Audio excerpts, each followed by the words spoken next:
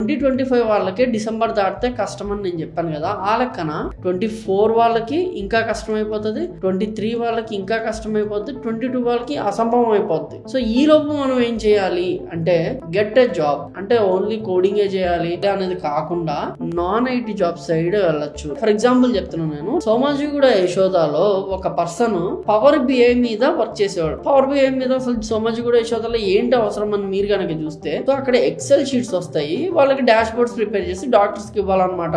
అక్కడ ఇతను ఈ ఎక్సెల్ తీసి ఇంకొకటికి ఇవ్వాలి, అంతకు మించి పని లేదు. కానీ ఆ రోల్ కి తనకి జూనియర్ ఎగ్జిక్యూటివ్ అనే నేమ్ ఇచ్చారు. అలాగే పవర్ బిఐ నేర్చుకున్నాడు. సో ఈ జూనియర్ ఎగ్జిక్యూటివ్ అనేది ఇస్తే నెక్స్ట్ వెళ్ళినప్పుడు నువ్వు దేని మీద వర్క్ చేసావంటే యశోద హాస్పిటల్ పవర్ బిఐ మీద చేసా అని చెప్పి తను షిఫ్ట్ అయిపోయాడు అనమాట. సో అలాగా నీకు స్కోప్ ఉందన్నమాట. సో ఈ ఆపరేషన్ రోల్స్ చూస్ చేసుకునేటప్పుడు ద ఇంపార్టెంట్ థింగ్ ఈస్ మీరు ఏ డెసిగ్నేషన్ పేరు తీసుకుంటున్నారు అనేది. కొంతమంది అర్థం చేసుకోక ఏం చేస్తారంటే స్టాఫ్ నర్స్, స్టాఫ్ ఇన్ఛార్జ్, లేకపోతే ఈ ఆపరేషన్స్ రోల్స్ ఇలా కూడా ఉంటాయి. ఏదన్నా ఒక ఆపరేషనల్ రోల్స్ లో ఒక వేరే అదర్ దన్ ఐటీ డొమైన్ లో చేరుతున్నప్పుడు వాళ్ళని మీరు అడగాల్సింది ఏంటంటే ఐటీలో వినిపించే పేర్లు మీరు తీసుకోవడానికి ట్రై చేయండి. అంటే జూనియర్ ట్రైనీ అని, ఓకే, కస్టమర్ ఎగ్జిక్యూటివ్, లేకపోతే ఆపరేషన్స్ ఎగ్జిక్యూటివ్ అని చెప్పేసి ఇలాంటివి తీసుకుంటే ఏంటంటే మీకు నెక్స్ట్ షిఫ్ట్ అయ్యేటప్పుడు ఈ రోల్స్ అనేవి మీకు చాలా ఇంపార్టెంట్ ప్లే చేస్తాయి అనమాట. కాబట్టి roles are very very important అనేది మీరైతే ఇక్కడ గుర్తుపెట్టుకోవాలి.